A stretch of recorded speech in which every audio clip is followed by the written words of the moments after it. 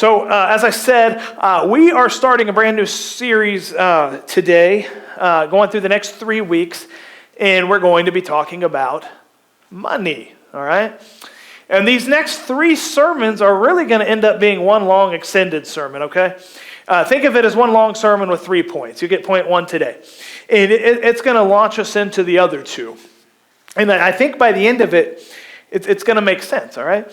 But before we start off talking about every televangelist's favorite subject, you've probably seen those people online like, money cometh to me, and all those crazy things, and people named Creflo Dollar up there. And I just got to say, if your last name is Dollar and you're in ministry asking for money, you may want to just think for a second, all right, before you get out your wallet and give them your credit card number. Something's kind of weird. I don't know. I've not seen his birth certificate. I don't know. But so before I start off talking about all that, though, let me say this, and I'm probably going to say it every week until the series is over. I stand before you right now as somebody who really, up until a little over a year ago, really got it wrong more times than I can count with money. All right, my wife's over here going, amen. She's, yeah, you preach it. So there's probably no mistake that I haven't made with money, up to and including blowing through a stock portfolio left to me by my grandparents to buy stupid things when I was 18 or 19. I think one of the Star Wars movies was coming out, one of the prequels, and all the figures came out and the lightsabers and all that. And I went out at Walmart at midnight when it came out, and I bought a ton of stuff and used stock money. I'm like, hey, this is free money I can use. And then I thought, man, it's really easy to call this 1-800 number and get a check sent to me. I didn't even look at the dwindling shares that I owned. I was like, man, I got no shares left. And then what I didn't use on the Star Wars stuff and what PlayStation 2s and whatever else, I'd use to pay my rent because I'd spent all my other money buying stupid things. There is probably no mistake that I have not made with money, all right? So I'm going to get financially naked up here. There's nothing that I have not screwed up when it comes to money. I've been what the book of Proverbs calls the fool more times in my life than I care to admit when it comes to finances. But by the grace of God, I can say that I don't look as much like the fool as I used to. Do I do it perfectly now? No. I'm not even close to doing perfect, but it is night and day. If you looked at the 2 people, there is a big difference. But what happened? What happened to cause such a difference in between the 2 people? Well, I finally got to a point where I wasn't content with our finances. I wanted to start managing our money instead of letting our money manage us. Have anybody been there? You're like, man, there's too much month left at the end of my money. I don't know where it all went. And by us, I really mean me, because I'm the leader of the family, so ultimately the responsibility falls on my shoulders. Now, I've said that I've been a fool more times than I can count, but here's one reason. All right, shortly after Amber and I got married, it was, 2-3 years, something. But we went through the Financial Peace University, Dave Ramsey thing. We did it at a church that we were part of. And went great. We saved our emergency fund. We did all that. Went through, I think, the 12 weeks of classes and did the videos and all that. Had the groups, got the books, got the T-shirt. We were done. But the problem is, a couple of weeks after that thing got over, it went in one ear and out this one. Amber was still on board the boat. But I kind of jumped off somewhere and I'm swimming with some sharks. She's like, where are you? I'm like, I don't know. But I took the stuff, I listened to it, but I didn't apply it. So to make a long story short, all of this kind of culminated to a point a little over a year ago where I just got overwhelmed by all of my financial mistakes. But mainly, what I got overwhelmed by was credit card debt. And my parents are going to watch this and probably be embarrassed because they warned me, all the time growing up, Brandon, number one, a car is the worst investment you will ever make. So I bought a car when I was 18. And then they also said, don't ever get a credit card. But if you do get a credit card, make sure you pay it off every month because if you don't, the interest is going to kill you. And only idiots pay interest. All right, so not only did I get a car when I turned 18, but also, right around my 18th birthday, I got what I thought was this nice birthday card from Capital One. And it was this free card, right, that I just had to fill out this information, my address and all that, and they would send me, free money. And so as soon as I turned 18, I got a car and I got a Capital One card. And that started this like love affair with credit cards. Like I bought what they sold, hook, line, and sinker. It's like this just little piece of plastic. It's like, man, you mean I can swipe this thing and I don't have to pay for it right now? Like if I don't have the money right now, I can just swipe this card and you will still give it to me? Like that's a pretty sweet deal, right? And it was good for like 30 days. And then like you get that first bill and like, oh, I guess I got to pay this. I don't really have this money now because I've been buying junk.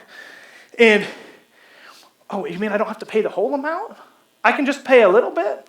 And so I started learning real quick that, oh, if I don't pay it all, they charge me more. It's like, this isn't so good. But that was when I was 18. Can I share something with you? I'm 36 now. And listen to me here. For literally half of my life, I have been paying interest on credit cards. Almost everything that I've been paying for the last several years results from stuff I bought years and years and years ago. Like it's nothing recent. But that's how credit cards work. That's how interest works. Like I pay $200 payment, and maybe like $30 of that maybe would go to the principal because I had a horrible interest rate on the thing. Remember, all right, I was a literal picture of what Proverbs calls the fool. That was me. And it was a little over a year ago. I just added up what was mostly the consumer debt that we had. So that's not including student loans. I'll talk about that in a minute. But the consumer debt was about $30,426.02, all right? $30,426.02. Close to half of it was credit card debt. The rest was medical debt, some taxes that we had a payment plan on, and a Jeep. Now that may not seem like a huge amount to some people, but it was huge to us. And the credit card debt was not going away, even though I was making payments on it, because like I said, almost all of everything I paid was going to pay off debt or interest. Now, can I tell you what's happened since that moment, like about a year ago? Of that $30,426.02, we've paid off half of it. So $15,000 we've paid off in a little over a year of our debt. Like, and we don't make a ton of money, okay? I'm a pastor. My last name isn't Dollar. And my wife's a teacher. Like, we're not raking in the money, okay? But in a little over a year, we've paid off half of our consumer debt, over $15,000. And by Christmas this year, for the first time in our marriage of over 12 years, and for the first time in half of my life, we won't have any credit card debt. Like, I won't have any credit card debt. By May of 2021, we won't have any consumer debt whatsoever. Our Jeep will be paid off. And then we'll tackle our student loans, which, should the both of us continue working, we should be able to pay off in about a year. And we owe about $24,000. We do not make a lot of money. We do not have a lot of money, but we are paying it off. God is allowing us to do that. So why am I telling you all this and embarrassing my wife? Like, one reason. Because if we can do it, so can you. If there's hope for us, there's hope for you. If there's hope for a fool like me, there's hope for you. And somebody needs to hear that this morning, because you're feeling just like I was a year ago. And this might very well be the week where God kind of wakes you up when it comes to your finances. But here's the bigger reason I'm telling you all this. A pastor mentor of mine told me this about a year ago, and I'm not sure I believed him then, but I do now.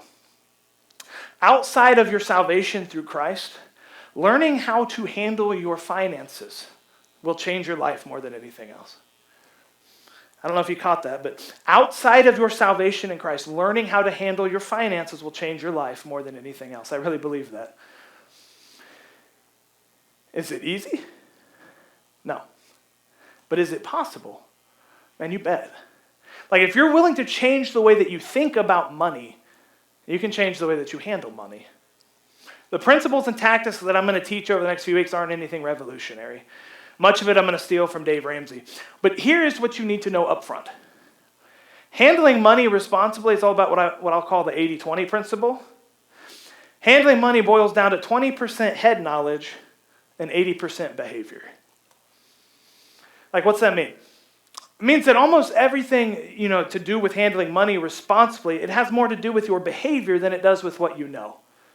All right? There's no secret knowledge, there's no secret formula that you can learn that will change everything overnight. Like, you don't have to be a genius, you don't have to be a rocket scientist to handle money well. You just have to be willing to learn some different behaviors. And you have to have the self-control to stick with the behaviors. Do you know this? Most millionaires did not inherit a dime. Did you know that? Like, that's 100% true. 79% of millionaires in the world today inherited absolutely nothing from their family. Like, they worked hard. They made good decisions. They invested wisely. They saved. But mainly, they persevered. They kept doing small, little things over and over again. And eventually, those little things added up to big things. But it's not just about learning new behaviors. Don't hear me say that. While new behaviors are important, you first have to learn to think differently about money. Like, you need a worldview shift. Because until we change the way that we think about money, we'll never change what we do with money. We'll never change how we handle it. So first off, as we get into this, I want to get rid of a big misconception.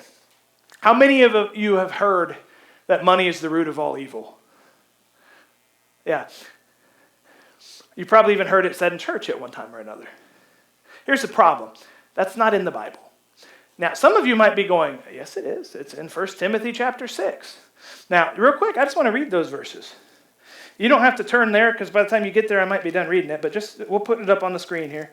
1 Timothy chapter 6, starting in verse 6. It says this. If I can find it. Paul says this to Timothy. He says, "But godliness with contentment is great gain. For we brought nothing into the world, and we cannot take anything out of the world. But if we have food and clothing, with these we will be content.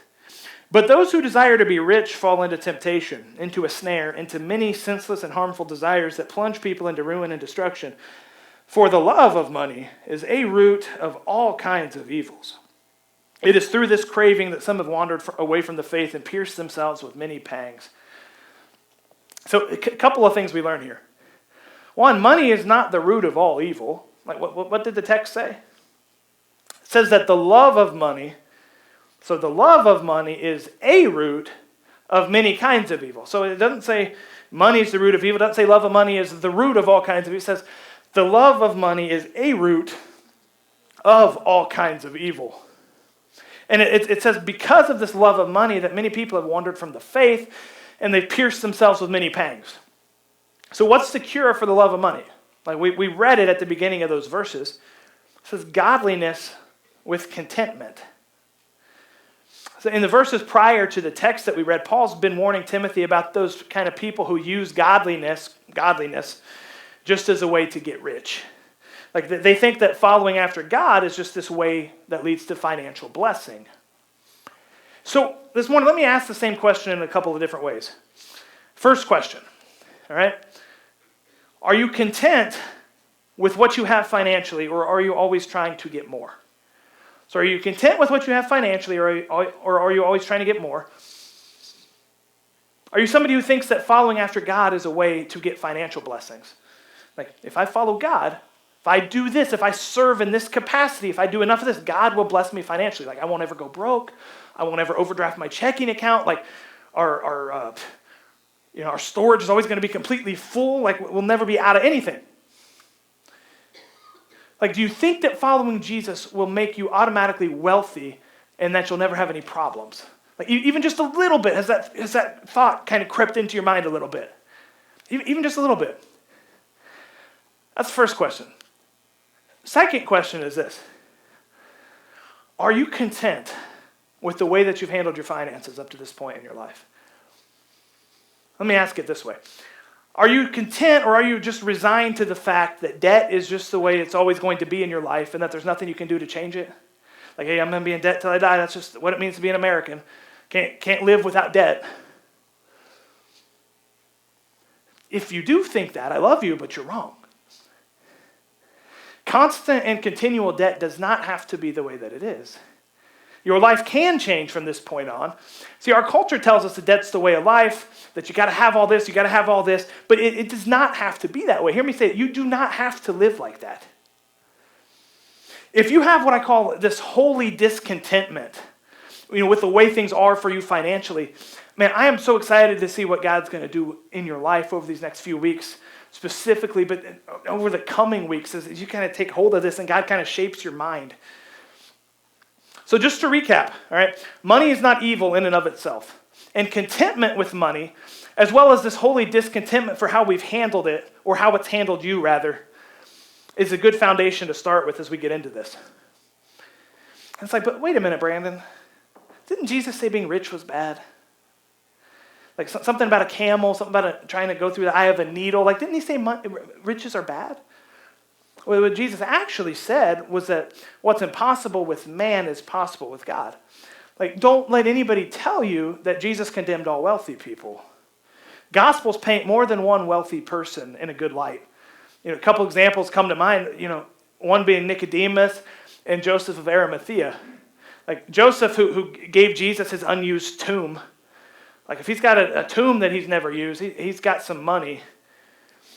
And then Nicodemus, who he spends a whole lot of money on burial spices that he brings to use on Jesus' body. That would have cost a whole heck of a lot of money, all right? But what is true is Jesus talked about money an awful lot. I'm not going to give specific statistics that make more of that than there is, but he talked about money a lot. Some of his most famous sayings have to do with money. Sayings such as, hey, where your treasure is, there your heart will be also.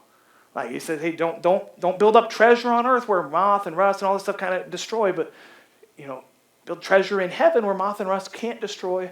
For where your treasure is, there your heart will be also. I kind of paraphrase that. And in Matthew 19:23, we get this famous passage. It says, and Jesus said to his disciples, truly I say to you, only with difficulty will a rich person enter the kingdom of heaven. Again, I tell you, it's easier for a camel to go through the eye of a needle than for a rich person to enter the kingdom of God. He didn't say it's impossible. He said it's difficulty. And then the disciples are like, well, man, if this rich guy can't do it, how can we? I said, what's impossible with man is possible with God. Many of the parables mention money. We're going to look briefly at one of those specific parables today. If you got a Bible, we'll be in Matthew chapter 25, starting in verse 14, if you want to turn there. Very famous parable here. And here's what it says. It'll be on the screen if you don't have a Bible. If you don't have a Bible, you can grab one of the ones in front of the pew and you can take it home with you. Here we go, Matthew 25, verse 14. It says this. For it will be like a man going on a journey who called his servants and entrusted to them his property. To one he gave 5 talents, to another 2, to another 1, to each according to his ability. Then he went away. He who had received the 5 talents went at once and traded with them, and he made 5 talents more. So also he who had the 2 talents made 2 talents more. But he who had received the 1 talent went and dug in the ground and hid his master's money. Now, after a long time, the master of those servants came and settled accounts with them. And he who had received the 5 talents came forward, bringing 5 talents more, saying, Master, you delivered to me 5 talents. Here, I've made you 5 talents more. His master said to him, well done, good and faithful servant. You have been faithful over a little. I will set you over much. Enter into the joy of your master. And he also who had the 2 talents came forward, saying, Master, you delivered to me 2 talents. Here, I have made 2 talents more. His master said to him, well done, good and faithful servant. You have been faithful over a little. I will set you over much. Enter into the joy of your master. He also who had received the 1 talent came forward, saying, Master, I knew you to be a hard man, reaping where you did not sow and gathering where you scattered no seed. So I was afraid. And I went and hid your talent in the ground. Here, you have what is yours. But his master answered him, you wicked and slothful servant.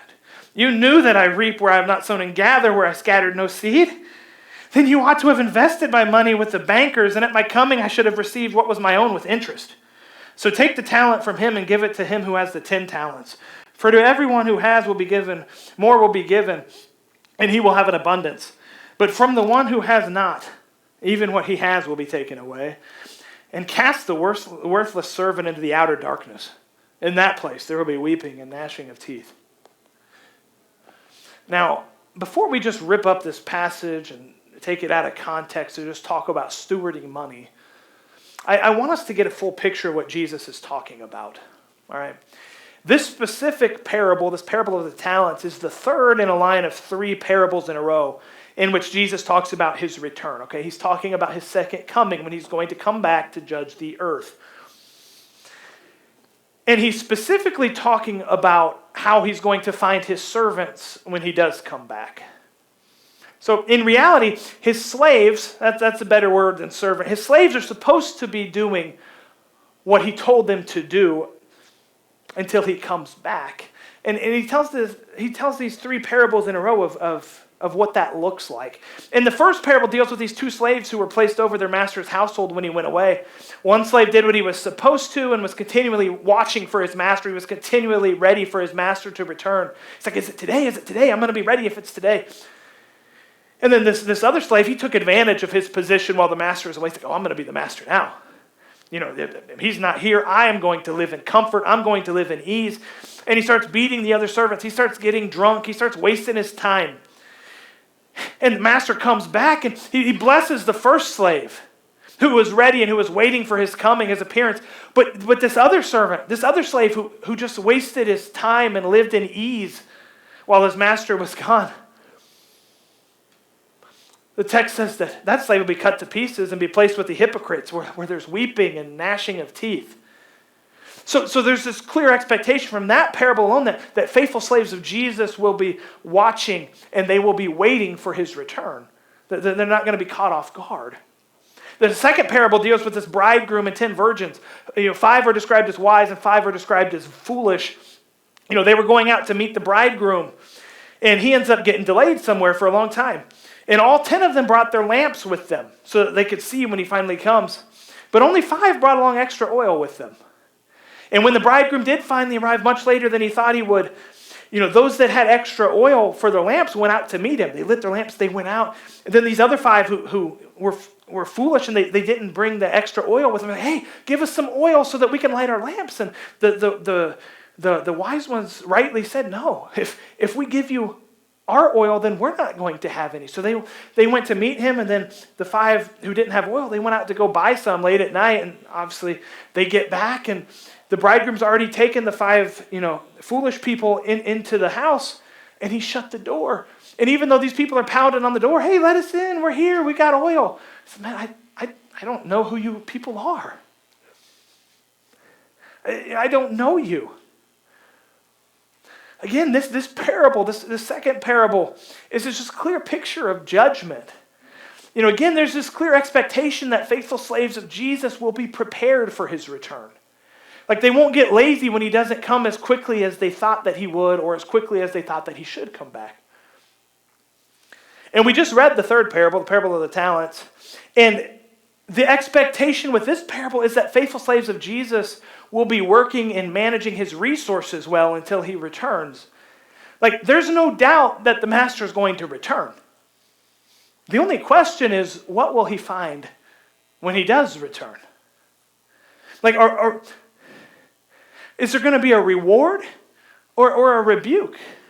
Like, is there going to be a promotion or a punishment? And honestly, that's the question we need to ask today. What will our master find when he returns? Like, who are you in this parable? All right? Obviously, Jesus is off the table. He's the master in the story. We don't get to be Jesus in the parables. But are we somebody who's doubling our master's resources? Or are we just burying them in the ground? Like, how are you stewarding your master's resources? Because let me tell you, all right, and I'm not using this as a scare tactic, but as a reality tactic. His return is closer today than it was 100 years ago. It's closer today than it was yesterday. Like, are you using the resources that he's given you to pour back and invest into his kingdom, or are you caught in the worldly cycle of debt and debt and debt and more debt? All right, nobody needs 10 vehicles. Like, nobody needs a brand new vehicle every year. Nobody needs to keep up with the Joneses, whoever they are. Let me just give you some statistics.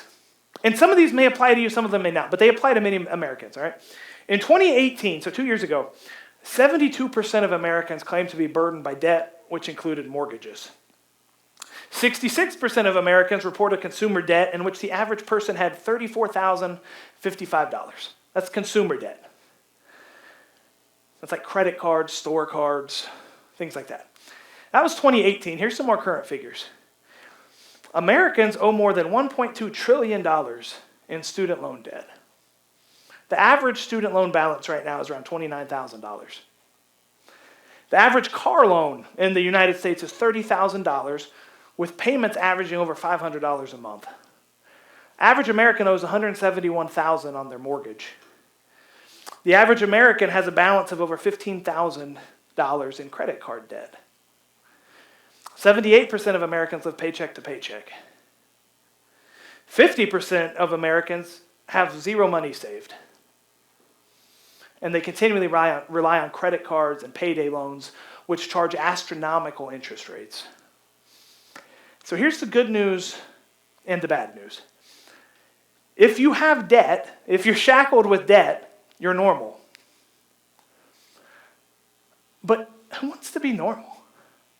I mean, really, who wants to be normal when it comes to that? Like, the good news is that you don't have to be normal. You do not have to fall into those statistics. Like, there's never been a better time to be weird, all right? There's never been a better time to rebel against the current norm. Because here's the bottom line with how those statistics relate to the parable of the talents that we just read. We can't be good stewards of the master's money if we've shackled it to all kinds of debt. It's impossible. You can't steward money well that's been shackled to debt. We can't steward money that in reality is gone before we get it. It's impossible to faithfully steward money if you're constantly operating in the red. Like, that's in some ways worse than just burying the thing in the ground, hoping you can find it again later. Like, here's the deal. We can't invest in the kingdom of heaven while we're trying to pay off our kingdom on earth, our own kingdom. You can't. It just doesn't work. And somebody's going to say, but Brandon, we have to go in debt to get a good credit score. Somebody's thinking that. And I'll say this. Having a high credit score means nothing more than you've accumulated a lot of debt in your life. I mean, it should actually be called a debt score. Seriously. It doesn't at all accurately respond to your net worth or to how you've handled your money. Here's what your FICO score is made up of. Those three little numbers that everybody gets so excited about. Here's what it's made up of. 35% is your payment history. 30% are the accounts that you own. 15% is your length of credit history. 10% is the mix of credit that you have. And 10% is new credit. So it's all about your debt, how in debt that you are. Your credit score is entirely based upon how much debt you've accumulated. And here's the funny thing. If you pay off all your debt responsibly, like you pay off your house, you pay off all your credit cards, whatever, you know what will happen to your credit score? Man, the thing tanks. It becomes what they call indeterminable. There are multimillionaires with indeterminable credit scores, and they're proud of it. Like, the system is completely rigged for those who are in debt to stay in debt until they die. Then their debt goes to their kids. But it doesn't have to be that way. Like, what if I told you that there is a way for you not only to get out of debt, but a way for you to never have to worry about a credit score again? Like, a way where you're not constantly overdrafting your checking account, you're not constantly bumming money off mom and dad or other family members or friends. A way where you're not always depending upon your credit card to meet your needs. What if I told you that learning how to handle your money would change your life more than anything outside of salvation in Christ? Here's the thing. He's coming back. I don't know when, but it's sooner than it ever has been before. You know, we went to Branson this past weekend, and we took the kids to the Sight and Sound Theater. We'd never been before, and we saw Noah, and it was really good. I encourage everybody, if you get the chance, to go see that. But the surprising thing is I was watching it, is if there's a more relevant or a more kind of, if there's a more relatable Bible passage that kind of talks about the times that we're living in, I don't know what it is. Because you got Noah out there and he's warning people. Scripture calls Noah the preacher of righteousness. And he's out there warning people that a flood is coming. It's going to rain. God's going to destroy everything. And man, nobody listens. We don't want anything to do with God. We don't believe in your God. We have our own gods. We don't worship your God. And then the rains start coming after he builds the ark. And, I got a little emotional as I'm watching this because I'm thinking about our current culture, and it's like, man, it's going to be just like this when Jesus comes back. In fact, before the parables that we read, that's what Jesus says. He says, the Son of Man's it's going to be just like it was in the days of Noah when he comes back.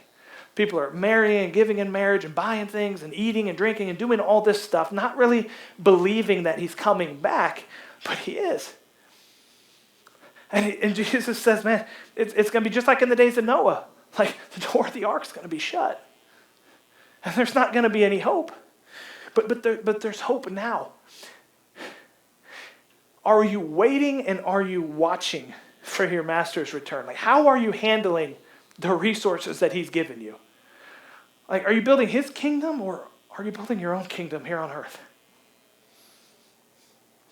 There's a way to get out of debt. There's a way to break free of the cycle that on average holds every 3 out of the 4 of us.